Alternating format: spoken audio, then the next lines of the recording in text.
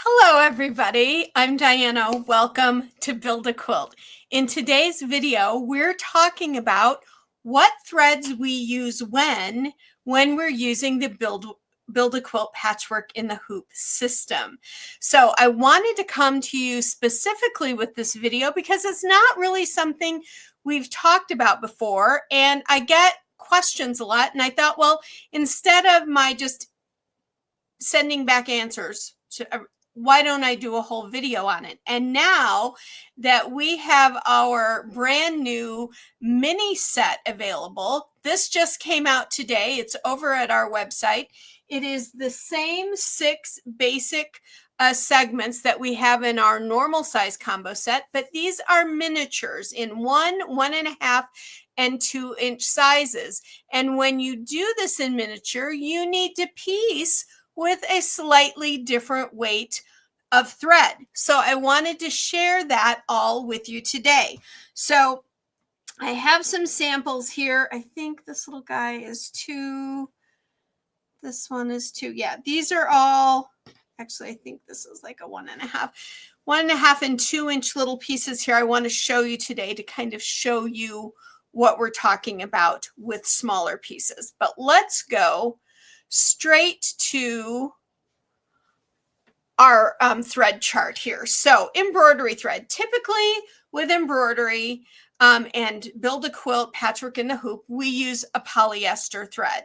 Now I get a question a lot, can I use a cotton thread? Yes, you can, especially there's no reason you can't, especially since so many people have combination machines that are sewing machines and embroidery machines. A cotton thread isn't going to hurt your machine. However, here's a tip for you. If you're going to use a cotton thread to piece or do your finished embroidery with your machine, I highly, highly, highly recommend that you clean the bobbin case beforehand and after, because even really good quality cotton threads like Orifil will leave a little more dust and dirt in your bobbin case than a polyester will. And you want to make sure and keep that cleaned out. And of course, whenever you start a new project, check out your rotary cutter. If it's been a while, you might want a new blade so that you're getting your fabrics cut in advance really well. And you might also for sure want to put in a new needle.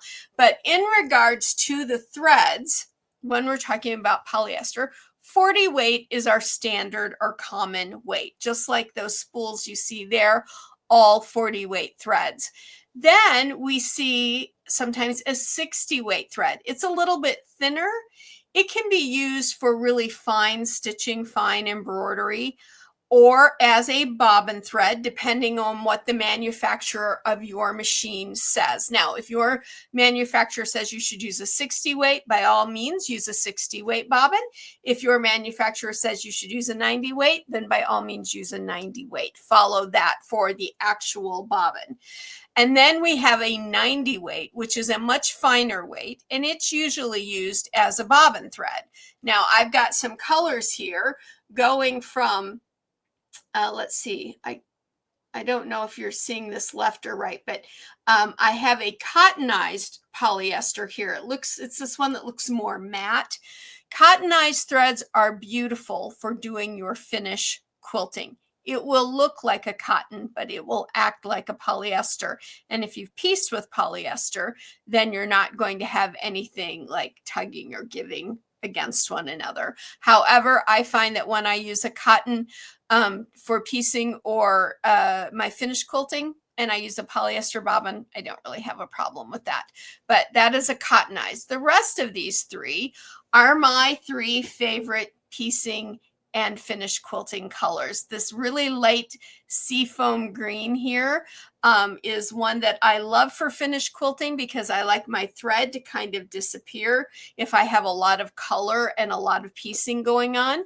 And so that one works really well for me. And then I have a white there in the middle, but this one right here, this is my all-time favorite piecing thread. It's Isacord number 184 or 186. I always forget. 184. Isacord 184. It's actually a very lightweight pearl thread. it's a 40 weight. And for all of our normal Build a Quilt piecing, for our 3, 4, 5-inch blocks, making our bigger blocks, a 40 weight standard or common thread works beautifully. Absolutely no problems. But when we go under 3 inches, 2, 1.5, 1, we need to think about a slightly different weight of thread. So let me show you a couple of things here. Here is a small HST in 2 inches. Okay, now that is small, and with a 40 weight thread, you're going to add a little bit of bulk to your thread, because a 40 weight is a thicker thread than a 60 weight or a 90 weight. And that 90 weight, being a finer weight thread, is still perfectly strong for your piecing, but it's going to take some bulk out of your seams. And let me show you what I mean. I put these 2 half square triangles together, 2 inches, into a kind of a flying geese unit. When we look on the back, I did this in black so you could see how heavy that thread looks in there, and see how bulky it makes this right up in here, because it's actually adding several bits of thread right into that seam. With a 60 weight, or especially with a 90 weight, that's going to be much thinner, and the thing it's going to allow you to do is press this and get it really nice and flat. And that's what we want when we get ready to go and do our finished quilting, is we want something that's really been pressed really nice and flat. Okay, so now let's take a look at our next slide here, our polyester bobbin weights. Again, our 60 weight is a thinner, used for fine stitching or bobbin, and 90 weight is fine and used mainly as bobbin thread. And so you can purchase, and I'm sure many of you do, pre-wound bobbins, or you can buy the bobbin thread on a spool. So if you're going to be making any of our smaller pieces, and I've got another like combo piece here, I'll show you in a second, then you're going to want to purchase that 60 or 90 weight bobbin thread on a spool. Now, typically white and black is what you find out there. However, I have here in a minute a slide for you, because there is an 80 weight. Now, an 80 weight falls between the 60 and the 90, but it is a perfectly thin enough thread for these smaller miniature pieces. So let's go back up to our main screen here, and let me show you this piece. I have 2 tiny 1-inch pieces and a 1-inch rectangle, which is half of our split rail. And in our information about our miniatures, in fact, there's a video which I will link at the end, telling you about our newer pieces, our newer set. If you want to make a rectangle rather than a full split rail, you just make half of that pattern. And so I put these together with a 90 weight thread, and you can barely tell that I've done that. And so it's nice and thin. It's not going to add bulk, but it's still perfectly strong. I'm really pulling that around, which you wouldn't do with your pieces, and it stayed together perfectly. And here's another one like that. And it's not coming apart. That's with a 90 weight thread. So the 90 weight is perfectly strong, but it gives you a much flatter, much more even stitch together. Unlike where you see this half square triangle, this is done with a 40 weight, and look at how big those stitches are. That actually adds bulk. And the smaller you go, you really want to try and reduce that bulk. One of the things with quilting, any technique of quilting, is that we always want to reduce bulk, especially bulk in our seams. And you wouldn't think your thread weight would make a difference, but it really can when you're talking about these tiny, tiny pieces. So let's go down to this slide right here. This is that 80 weight thread. It is made by Wonderfill.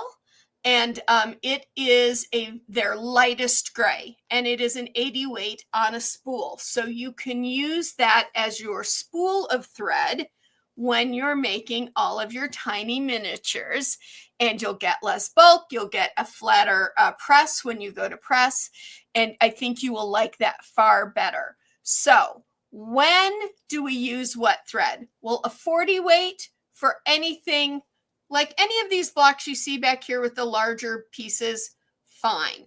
But if you're going to do something in our miniatures, like this little guy, or just putting your two half square triangles together, anything like that, any part of our miniature set, then a 60, 80, or 90 weight polyester really is going to give you the best outcome. And that's what we want with our quilting. We want the best outcome so that our top lies flat when we press it at the end and get ready to do that finished quilting, especially if you're going to take this, or if you own your own long arm, you're really going to appreciate this finer thread, because it's going to, all the little tie-offs are much thinner, much softer. And I know that some of you have asked, is there a way to get some of those pieces a little softer? And there are some ways, and we've talked about those in the past. Tailor's clapper on them, things like that, just to soften the fabric. But if you want really tiny little tie-offs, even with your larger pieces, you certainly could try using a 60 weight thread for that. All right, everybody, thank you so much for joining me today on our little tour of what threads we use when. Again, our brand new mini basic set. You're seeing all 6 of them right here, the square, the half square. This is our split rail. So in this little guy, I just made half of the split rail and added 2 tiny squares to make that little segment. You're having the diamond in a square, the quarter square, and the flying geese unit, all in 3 sizes, 1, 1.5, and 2 inches. So I will link the video that tells you more about this new set at the end of the video. I hope that helps. If you have any further questions, please contact me at support@sewuncommon.com, and I will be more than happy to get back to you and help you with that. Or even better, truly, put your questions in the comments below, because I'm sure if you've had that question, so has someone else. And then that way I can answer it and everyone will get that information. But if you really need to, you can, of course, contact me right there. Now, if you're looking for our new set and you're wondering how to get your hands on it, or our original set, which are those same 6 segment pieces, but in bigger 3, 4, and 5 inch, so that you can make much bigger blocks or bigger quilts. Our website is www.mybuildaquilt.com. All right, everybody, thank you so much. And again, as I always tell you, go quilt life beautiful. As quilters, we're artists, and we can make the world a beautiful place. So go quilt life beautiful, and bye for now.